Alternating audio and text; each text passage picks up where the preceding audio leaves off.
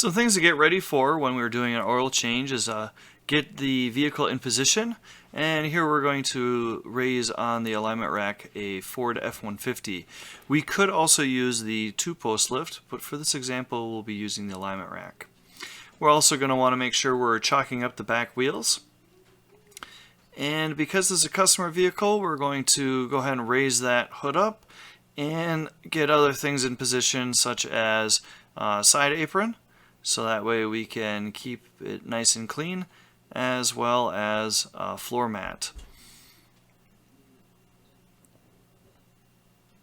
Some tools and stuff that we're going to want to make sure that we're getting ahead of time is a drain oil catch pan, a funnel, some fresh oil, torque wrench, oil filter wrenches, and of course a breaker bar, a ratchet, an extension, and a socket.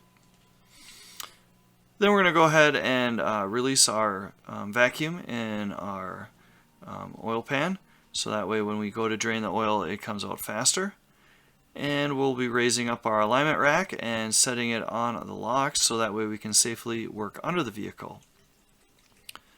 Here we're going to raise up our oil drain catch, and then we're going to break loose the oil pan bolt with our breaker bar and socket. And once you have it broken loose, it should be pretty easy to just go ahead and take your fingers there and turn it loose.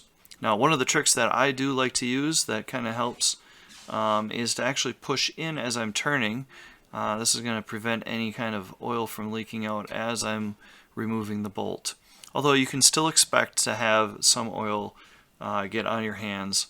Not a big deal. We can go ahead and wash that off as the oil is draining. If you do happen to loose the bolt into the oil drain pan, not a big deal. We can fish that out later.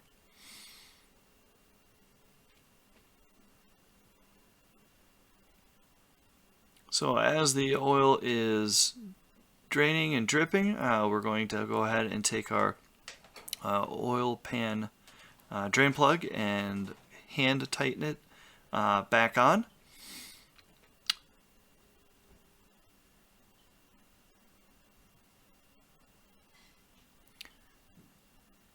And then of course we're going to wipe things down to make things nice and clean and easier for when we have to torque things back up. And we're going to get out our torque wrench. And I know this is not too common of an issue. Most people just typically use a socket and ratchet, but in our case for this lab we will be torquing it up to the manufacturer's specified torque rating, which is probably somewhere between 20 to 30 foot-pounds.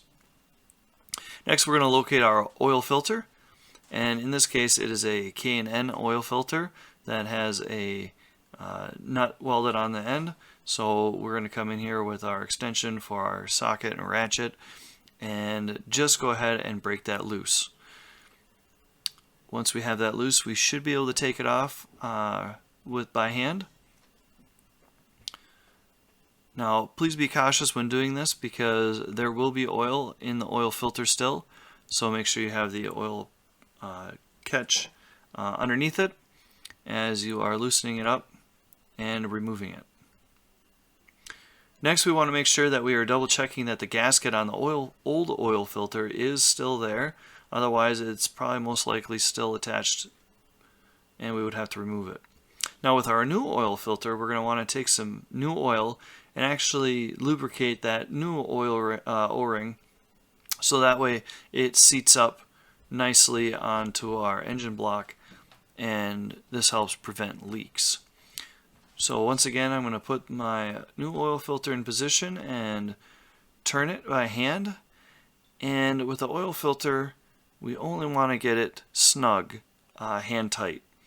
We don't need to come in here with a socket and ratchet and really crank on that. That will make it very difficult to get off later. Then in this case we're going to go ahead and lower our vehicle since we've already drained out the oil and changed out the filter. And we're going to get a funnel and place that in. And something to keep in mind is how you actually pour the oil in. In this case, you can see that the bottle is in the correct position and the oil is flowing out smoothly, which makes it much easier to pour accurately if you weren't using a funnel. But in this case we are using a funnel, and we're going to dump the entire quart in, and just to make sure that we have all the oil available out of the bottle, we are going to let it sit there for a couple seconds to fully drain. Now that was the correct way to pour out the oil. Let's go ahead and show you an incorrect way, and that is to flip the bottle like this. And as you can see, the oil is coming out rather gloppy. It still comes out, but it makes it less likely to be accurate when pouring, and you could make a huge mess. Alright, we want to make sure that we're pouring in the correct amount of our oil. In this case it's a 7 quart, but I'm only going to show you pouring in the 2 quarts just to save some time on this video.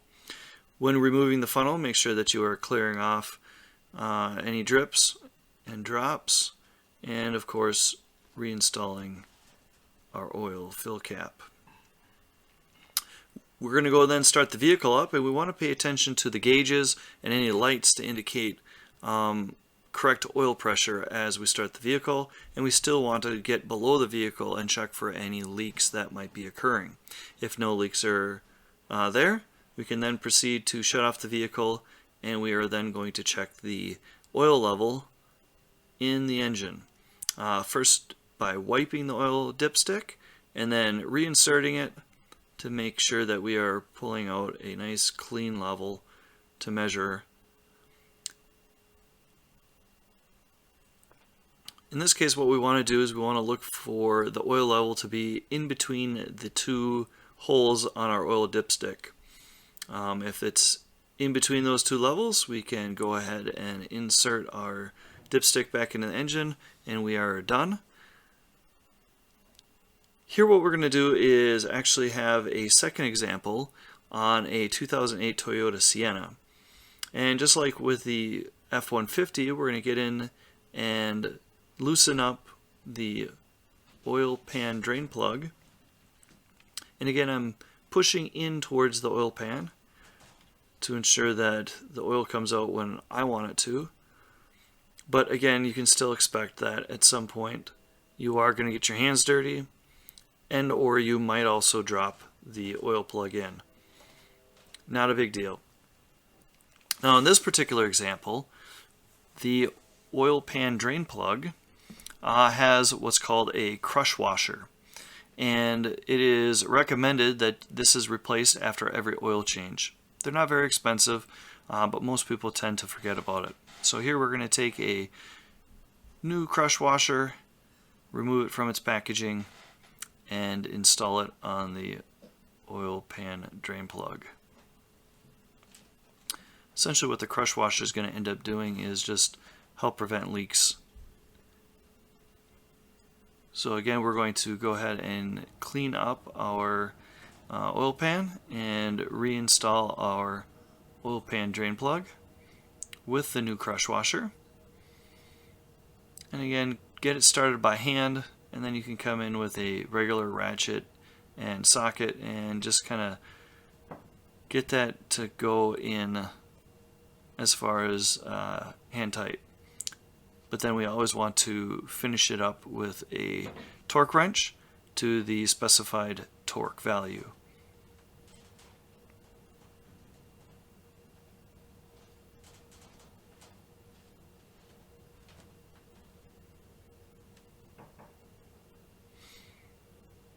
Alright, this oil filter is slightly different than our canister type that we found on the F-150, and this is something that you may encounter on some vehicles.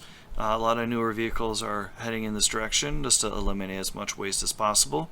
But I'll get in there with an extension and again be able to turn this off by hand. Also remember that there's going to be a lot of oil seepage here, so have the old oiled catch can underneath and deposit any of that old oil in there and catch as much as possible. Alright, here we have a paper cartridge, so we'll pull that out And what we want to end up doing here is replacing the 2 O-rings after every oil change. So here what we're doing is removing the old O-rings, and we want to make sure that we are cleaning up as much as we can, so that way when we seat the new O-rings on, that it is going to make a nice new seal. So we're going to take the larger of the O-rings. I like to just place my thumb on it and bring that down onto the metal canister.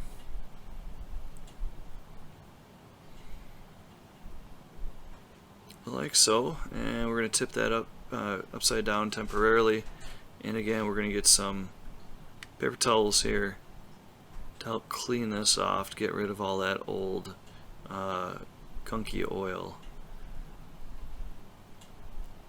This will just again allow us to have the best seat possible for this to prevent any leaks in the future.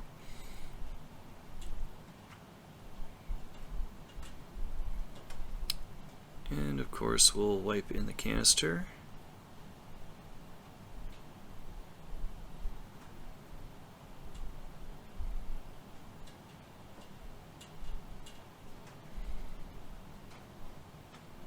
Nice and shiny. And we'll make sure that the canister is actually functioning properly, which it looks like it is. And then of course we'll install the smaller of the 2 O-rings, like such. Make sure that's seating in there fairly well. And what we're going to end up doing is, just like with the canister oil filter, we are going to then take some fresh oil and we are going to essentially lubricate both our O-rings, so that way when we go to reinstall, we are not actually binding up those O-rings as we twist them on, which again could cause a leak or premature failure. So don't be afraid to get a lot of new oil on that. And of course we'll put everything back together, and then finally grab our new paper filter and seat that into our reusable canister, pushing down to make sure it's locked in place, like so. And this is now ready to reinstall on the Sienna. So again, just like with our canister oil filter, what we'll end up doing is twisting that on by hand and just making it snug, hand tight. Nothing more than that, otherwise you risk ripping those O-rings. And again, just like before, we'll get our funnel out, and this particular vehicle takes 6 quarts of oil. So we have a large 5-quart canister here. We'll just go ahead and dump that in, and again properly pouring our single quart in. Now in this case, this has a maintenance reset light, so what we'll want to end up doing is looking at the OEM spec on how to do this. In case you were wondering, we would hit the odometer as we are keying on the vehicle and allowing the countdown to reset that. We can go ahead and remove our wheel chocks from our vehicle on our alignment rack and slowly back up. As we have seen, we have good oil pressure on this vehicle, proper oil level, and no leaks.